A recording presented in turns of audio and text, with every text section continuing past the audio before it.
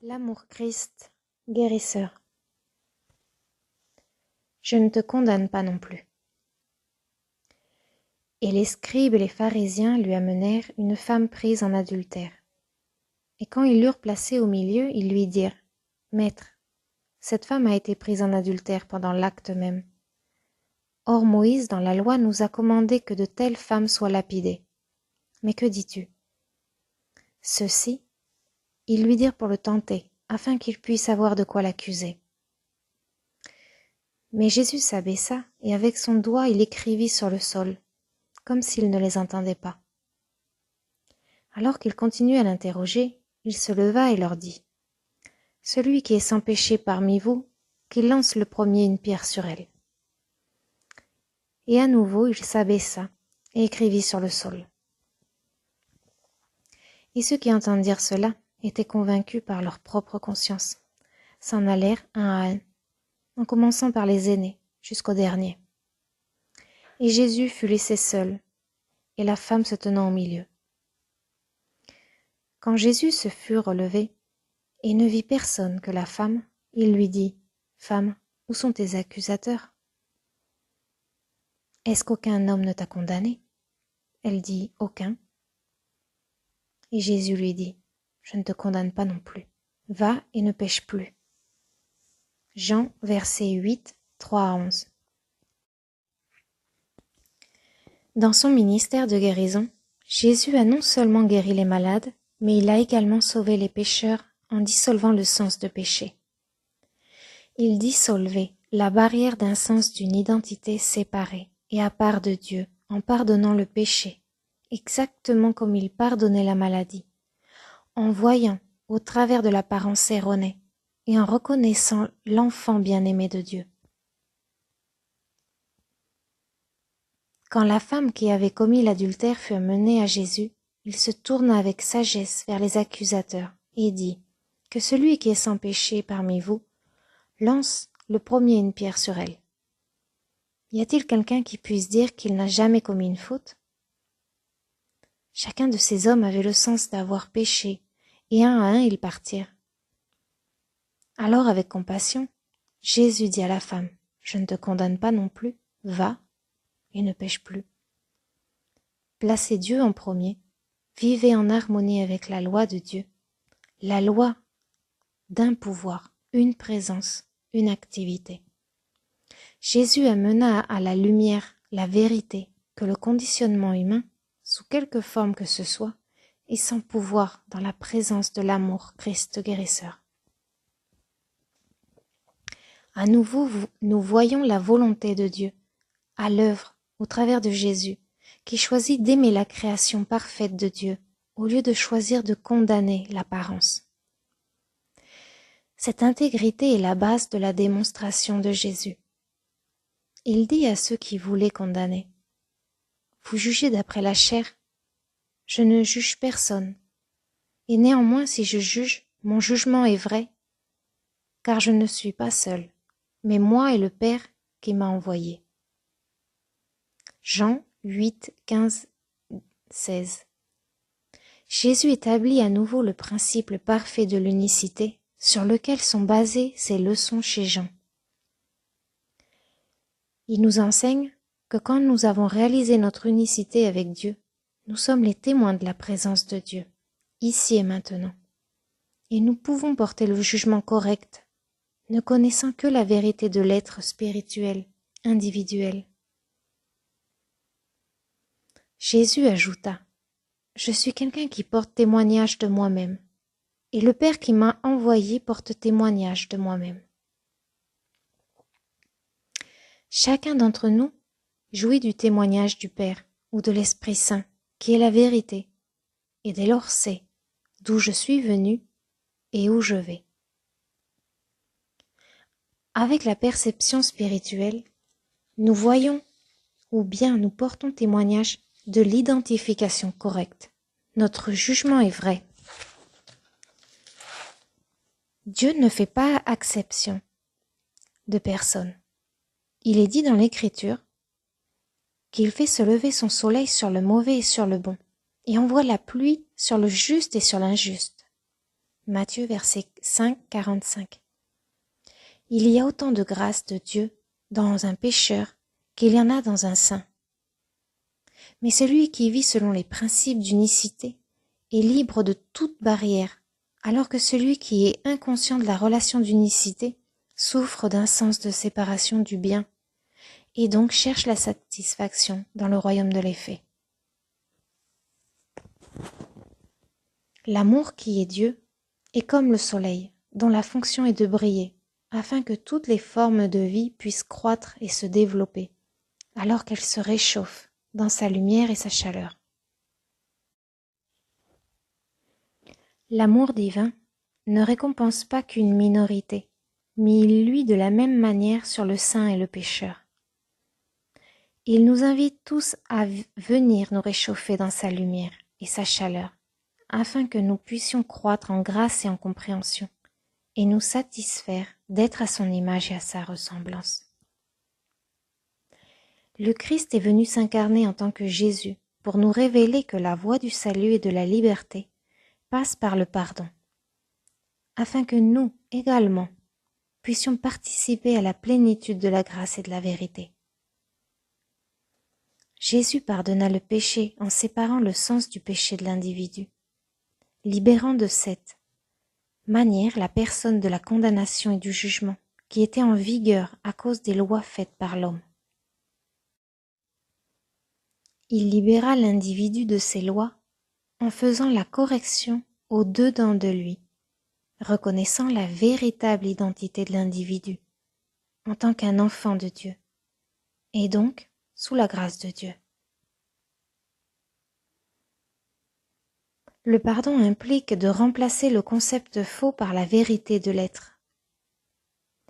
À la place de la conception fausse d'une identité pécheresse séparée de Dieu, nous offrons la réalisation de l'identité véritable du soi, créée à l'image et à la ressemblance de Dieu. Lorsque Jésus refusa d'attacher le mal à la personne fut guérie. Elle n'était plus condamnée par aucune loi matérielle. Jésus leva le fardeau de l'individu en l'impersonnalisant l'erreur et en la réduisant au néant. La condition qui s'était attachée à la personne par la personnalisation disparaissait. Parce que la condition avait été soutenue uniquement par le sens personnel du bien et du mal. Ceci est la vraie guérison.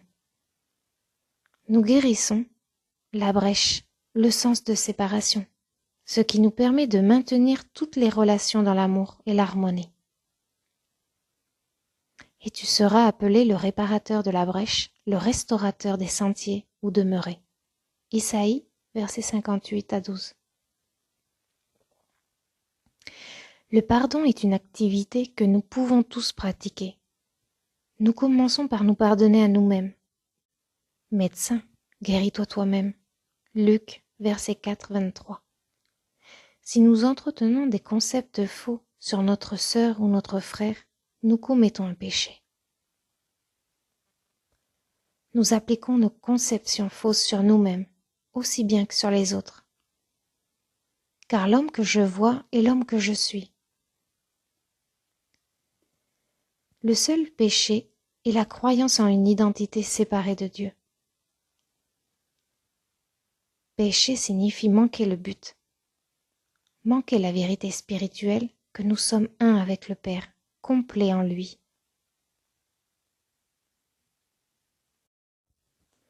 Quand nous avons été ignorants de cette vérité, ou l'avons oubliée, il doit y avoir un acte de repentance. C'est-à-dire que nous devons changer la direction de notre mental en nous, en remettant à l'esprit au-dedans, le principe créateur. En abandonnant notre ancienne manière d'opérer à l'aide du jugement humain, et en retournant à la loi du semblable qui engendre le semblable, nous permettons au principe divin de s'accomplir dans notre expérience. À mesure que nous devenons davantage vigilants et conscients de notre perception fausse, nous pouvons rapidement nous pardonner nous-mêmes et nous tourner vers la source intérieure avec le mental inconditionné, sachant que ni les concepts de bien ni les concepts de mal ne sont réalité. Nous prions en toute humilité. Père, pardonne-moi mes péchés d'omission et de commission. Pardonne-moi de décrocher de l'appel élevé présent dans le Christ Jésus et de voir l'homme ou la femme mortelle pécheur, là où en vérité, seul ton enfant bien-aimé est présent. Jésus réalisa que le pardon constitue l'influence purificatrice qui guérit le mental de la dualité. Si nous voulons purifier notre mental de la croyance en deux pouvoirs, le bien et le mal, nous devons commencer à pardonner chaque fois qu'il y a une pensée de jugement ou de condamnation envers nous-mêmes ou envers les autres. Quand nous pardonnons à nous-mêmes, nous lâchons prise de la condamnation et de la culpabilité qui viennent avec la croyance en deux pouvoirs et la croyance que nous avons une vie séparée et à part de Dieu. Quand quelqu'un vient à notre conscience avec l'apparence de la discorde, nous chassons l'apparence de mortalité en impersonnalisant le sens de péché ou de maladie. Nous séparons le concept de discorde de l'individu qui vient à nous, et ce faisant, nous libérons l'individu aussi bien que nous-mêmes de la conception fausse qu'il y a une présence ou un pouvoir autre que Dieu.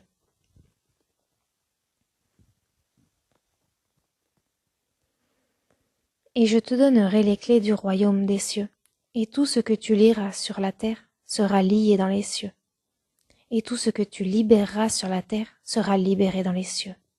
Matthieu, versets 16, 19. Quand nous pardonnons, nous sommes pardonnés. Quand nous libérons, nous sommes libérés.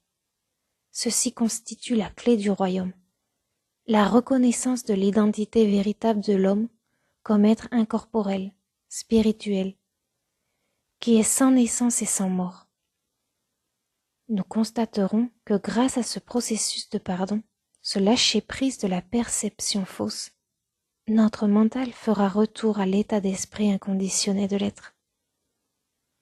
Alors nous serons libres de toute conception fausse basée sur la croyance que Dieu peut faire un univers matériel ou un mortel, pécheur, et nous serons guéris. C'est notre responsabilité, alors que nous nous tenons dans la lumière de je suis, de pardonner à tous ceux qui marchent dans les ténèbres, qui n'ont pas vu la grande lumière de je suis, et qui trébuchent et tombent dans le fossé de la peur, du désir et de la culpabilité. C'est notre responsabilité de reconnaître l'enfant Dieu, et par là même, de réconcilier l'homme avec Dieu. Nous pouvons silencieusement libérer tout le monde en réalisant « Tes péchés sont pardonnés ». Marche dans la lumière de « Je suis » et accepte ta glorieuse liberté en tant qu'enfant de Dieu. Nous portons témoignage de la perfection de Dieu, et parce que Dieu est la seule vie, la seule âme et le seul être, son expression parfaite de lui-même est comprise dans cette réalisation. Par la vigilance constante de garder devant nous la vision de la plénitude et de la perfection spirituelle de la création de Dieu, nous sommes le témoin de la dissolution de tout sens matériel et de la révélation du royaume de Dieu. Et je vis un nouveau ciel et une nouvelle terre, car le premier ciel et la première terre avaient disparu, et il n'y avait plus de mer. Aucune séparation n'est de la perception fausse. Révélation, verset 21:1. Ceux d'entre nous qui vivent avec ce principe d'unicité depuis de nombreuses années, en reconnaissant que toute vie est la manifestation de Dieu, voient le fruit de la grâce.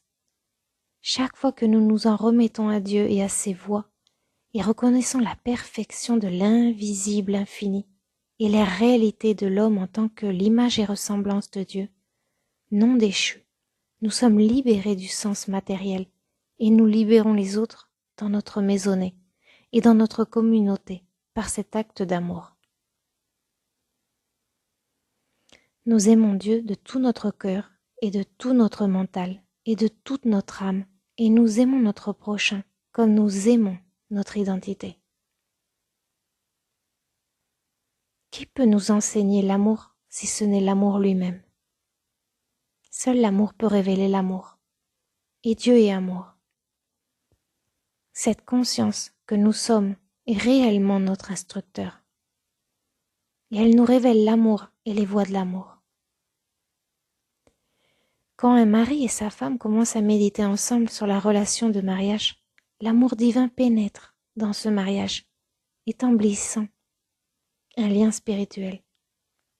Quand un parent médite avec un enfant, le lien d'amour est établi. Et l'enfant est élevé jusqu'à la conscience de Dieu, et il est réceptif et attentif à la grâce et à la vérité. Nous devons être certains que nous n'attachons à l'homme que ces qualités qui sont éternelles et immortelles. Le lien qui existe entre nous doit être un lien d'amour, un amour qui englobe tellement le tout et est tellement universel qu'il ne laisse personne à l'écart. Cet amour étant indivisible et universel ne peut soutenir de relations particulières. Nous ne pouvons avoir de favoris. Il est vrai que ce sera toujours une joie d'être en compagnie de ceux qui vivent en harmonie avec l'unicité. Mais l'amour de Dieu est infini et impartial. Et si nous sommes des instruments de cet amour, notre conscience de l'amour doit être suffisamment large et suffisamment impartiale pour embrasser toute l'humanité. Puisque Dieu nous a créés à son image et à sa ressemblance, nous sommes amour. L'amour n'a pas à être développé en nous. Il est notre nature spirituelle. L'amour a simplement besoin d'être reconnu et révélé. L'amour a simplement besoin d'être partagé, d'être déversé. Humainement, nous ne pouvons aller au dehors et prendre dans notre maisonnée tous les soi-disant mendiants et mortels, malades et pécheurs. Mais nous pouvons embrasser toute l'humanité, saints comme pécheurs dans l'amour Christ guérisseur. Nous pouvons laisser cette reconnaissance spirituelle de l'autocomplétude individuelle en Dieu supplanter notre sympathie humaine, puisqu'elle révèle à ceux qui sont réceptifs leur véritable identité et leurs infinies ressources qui sont toujours omniprésentes. Quand nous offrons à quelqu'un un repas ou un billet d'$1, il aura à nouveau faim.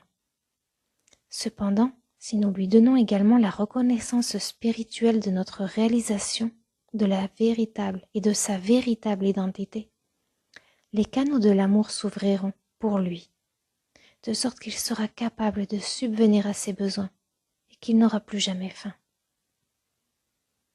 Lorsque nous pratiquons la voie la plus spirituelle d'expression de la charité, de la bienveillance et du pardon, plutôt que simplement la manière personnelle de donner, en connaissant la vérité et en réalisant l'unicité, alors n'importe quelle personne réceptive participe à cette voie infinie d'accomplissement. Notre reconnaissance consciente de la véritable identité de l'homme réveille une réalité qui reste endormie dans la personne, qui est inconsciente de sa véritable identité.